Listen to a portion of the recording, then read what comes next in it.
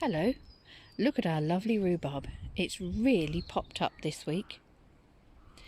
Today we thought we'd do a video without Rose in it because as she's a minor we have to mark our YouTube videos as for children, which means you can't leave us your lovely comments that we really miss. So hopefully this one our old subscribers will see and our new subscribers. So hello to you all. And we're just going to do a quick video about what we've been doing down here today. Now this woody little plant we found last year. Rose only took her allotment plot on, I think it was April or May last year, I can't remember exactly. And we saw this and I wasn't sure what it was, so we just left it. And I've left the little rose because I can't bear to dig up roses, but I might transplant it once we move those pallets. And we found last year that it was a grape. And I did ask Nick, Rose's daddy, to put up a post for us. But you may have seen the video, it didn't go too well and it hasn't happened. So this year, so we don't lose our grapes, we have built an arch. So Rose and I have just done that. She's over there making mud pies at the moment. So there's our arch. We just got it off of eBay. And that'll do nicely. You might put a chair in there. A nice bench or something. That'll look nice. The pallets are for furniture projects that Rose wants to do. So we've got quite a few of those. It's hard work taking them apart, but we'll keep giving it a go. As well as my big rhubarb patch, Rose has this little rhubarb patch. I mean, it's good enough for a normal family, but there's a few crowns in there. There's one, two, I think there's about 4 crowns in that one. And 3 or 4 crowns in that one once it's been split up. So what we're going to do, the bed has been dug out a little bit. It's all very weedy, it gets very boggy down here. We're going to dig that out properly, and we've got about 11 or 12 raspberry canes coming. So we're going to have all this and sort of further up to about there as raspberry canes. I think we can have them 2 wide, so we've got 2 lines of raspberries. So that'll be good. We're offloading these, donating these to other allotmenteers at our allotment. But I might pick some to make it easier to dig up, which we'll be doing this weekend. Okay, next up is this strawberry bed. If you look beyond the couch grass, you can see strawberries there. The reason there is so much couch grass in here is we used to have another plot before we went no dig, and the strawberries were just in the ground. And when we moved over, we brought the strawberries with us. We just dug them up and brought them over, and unfortunately the couch grass seed came with it. So I'm going to have a string. We've got 2 beds. I can't lift that on my own, it's really heavy and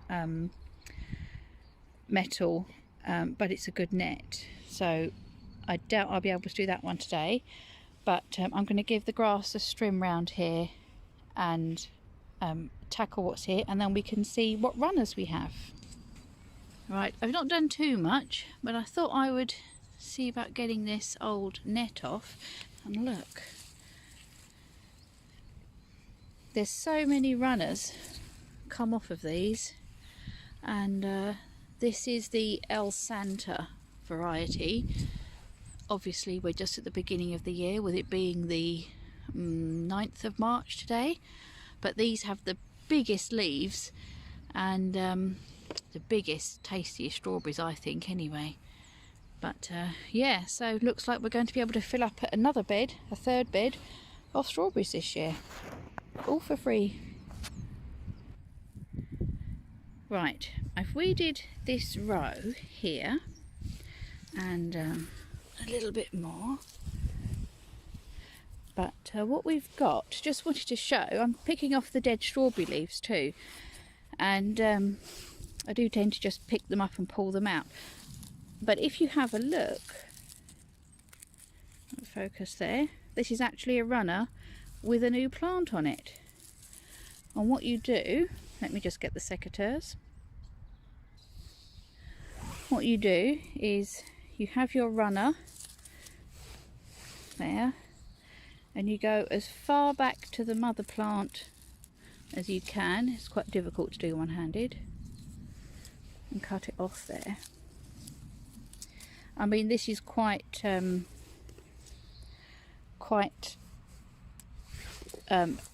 independent now, this little plant, but if you're doing it while they're green, the runners still have goodness in them. So what you do is you cut it off close to the parent plant, so that all the goodness that is in this runner that's floating in front of the camera will go into the new plant. And what I'll do is I will tidy up the brown leaves off of this and put this in a little pot. So, and there are loads. What we did last, actually this runner has another one attached to it. And if you look, see a little bit of green in there. There we go. So there's another one. 2 off of 1 runner. Let's see if there's any more on this. I mean, it's quite a small plant. See, that's just a dead leaf. And actually, if I look, coming out from this is another one, which you can see the whole bed's full of runners. This one has already planted itself here, this runner. So what we can do is just cut that off, and once I've done the whole bed and probably clear away this straw, I don't think we'll do straw again this year, have a look, and then because these are big plants, the El Santa variety, we will have a look and just make sure each plant has got enough room to grow again this year. But yeah, there's going to be loads. Let's continue.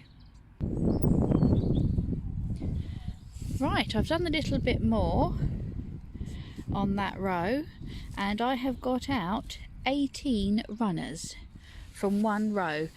Now I plant, this is a 6x4 bed, and I plant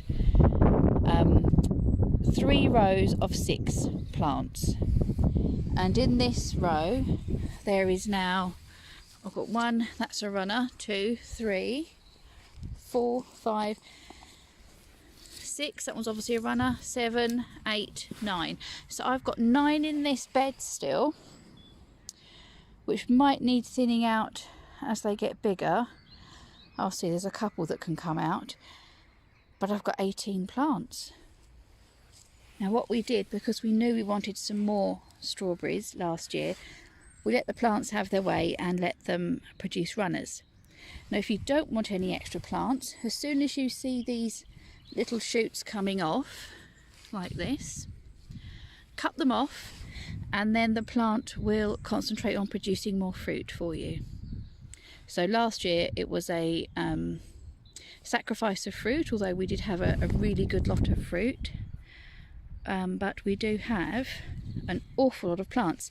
Some of them are bigger, that's a good one, and some of them are quite tiny, but you can see it's alive, and I hate throwing away plants, especially free food. So what we will do, we will take these home and just pop them in some compost to let these little ones come on. These big ones can go straight into our new bed that Rose is preparing at the moment. We were growing kale in it, but the rabbits down here just devour the kale, so we're going to have to find some other way of growing the kale. Right, we've picked a little tiny bit of our I keep showing this because I really do love our rhubarb patch. We really love rhubarb, and we wouldn't have necessarily planted this much. We did inherit it with the plot, and we do love it. So we are taking some home, and I'll show you what we're going to do there. Right, here we are back at home. As you can see, I have planted up, I've just popped the strawberries in a bit of compost. I've got 15 in the big tray and 6 in there. So we're doing quite well. The reality is we're not going to get back down the allotment for a couple of days, so I'm just going to leave them here. I was going to water them, but I think it's going to rain any minute, so I'll let them have a bit of rainwater and then I'll pop them in our greenhouse that we have. Now let's go and see to that rhubarb. And this is what we're going to make. It's rhubarb gin. Now, I had a little sneaky taste and it is very, very nice. So we're going to make some more. So we'll show you how to do that. Now we've got here 875 grams of rhubarb. Now, recipes you find on the internet say a kilogram of rhubarb. Sorry, I'm just trying to remember what it says. A kilogram of rhubarb for 80 centilitres, that's 800 millilitres of gin. Well, the gin you can buy, and we just buy supermarket own brand London dry gin. That type of gin you buy comes in 70 centilitres or 700 millilitres. So what we've done is we've recalculated it, and you need 870 grams of rhubarb and a kilner jar. And now, working it out on those ratios, you need 350 grams of sugar. Now, we do like this, the rhubarb that we have made, but it is very sweet. So this time I thought we would go with just 300 grams and see how that goes. And what you do is you take a kilner jar and you layer the rhubarb and sugar just together in the jar. So I'll do that and come back. Right, here we have the sugar on the rhubarb. As you can see, I've had to use 2 jars because the rhubarb is still full size at the moment. What will happen is overnight it will reduce down, and I can take the rhubarb and sugar from this small jar and put it into this one. To give you an idea, when I started this bottle, the big bottle, this one was full right up to the very top, as much as I could cram in with rhubarb, and I still had to put some in this medium jar. It was about halfway full, and then the next morning it had reduced right down, so I could just put it all in one jar. So tomorrow will be the reduced rhubarb plus a nice syrup, which is why we add the sugar. And then what we will do is we will add the gin and give it a shake, and in 4 weeks' time we'll have some more rhubarb gin. The one that's on the go at the moment, this one was done about a week ago, and yeah, it tastes very nice when we had a little taste. So anyway, I hope you've enjoyed this little bit at the end, showing what we do with our stuff. As you see, we have a lot of rhubarb, so we are free to do lots of different things with it. So please leave us a comment. As I say, this one will not be going out as a kids video, so you can leave a comment on this one. Give us a thumbs up, subscribe, and it will be lovely to hear from our old followers. Hopefully you're still out there if you haven't gone because we lost our comment section, but it'll be nice to hear from you. And as Rose would say, that's all from me.